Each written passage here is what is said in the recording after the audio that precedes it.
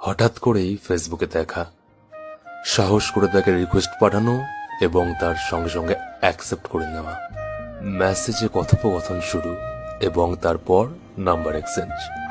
শুরুতে ঘন্টার পর ঘন্টা কথোপকথন, তারপর দেখতে দেখতে কথায় কথায় রাত পোহানো। ছেলেটি কথায় কথায় জানতে পারে মেয়েটির কিছু মাস আগেই ব্রেকআপ হয়েছে। তার পাশে দাঁড়ানোর জন্য সব রকম চেষ্টা সে করে। তার মুখে একটুখানি হাসি ফোটানোর জন্য কখনো কখনো সে নিজের জোকার অবধি হয়ে যায়। এই করতে করতে কখন যে নিজের অজান্তে সে মেয়েটিকে ভীষণ ভালোবেসে ফেলে সে নিজেও বুঝতে পারে না। যত দিন যেতে থাকে ছেলেটি মেয়েটির ওপর আরো দুর্বল হতে থাকে, আর মেয়েটি তার ব্রেকআপের কষ্টকে একটু একটু করে সামলে নিতে থাকে। হঠাৎ করে যার গুড মর্নিং শুনে ঘুম ভাঙার অভ্যেস হয়েছিল ছেলেটির, আস্তে আস্তে বন্ধ হয়ে যায় তার ফোন আসা। একটু ফাঁকা সময় পেলেই ছেলেটির সাথে কথা বলার জন্য ছটফট করা মেয়েটি আজ ছেলেটির কল ওয়েটিং এ দেখেও এড়িয়ে যায়।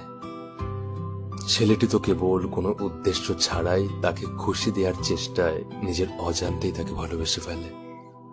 কিন্তু মেয়েটির শুরু থেকেই তো তার একাকিত্ব দূর করার একটা মাধ্যম দরকার ছিল। তার কষ্টের কথা যখন মন চাইবে কাউকে বলতে পারার মতো একটা মাধ্যম দরকার ছিল। সে পেয়েও ছিল, আজ সে সামলে গেছে, তাই আজ তার কোনো মাধ্যমের প্রয়োজন নেই। আজও অনেক ছেলে এরকম প্রয়োজনের মাধ্যম হয়ে থেকে যায়।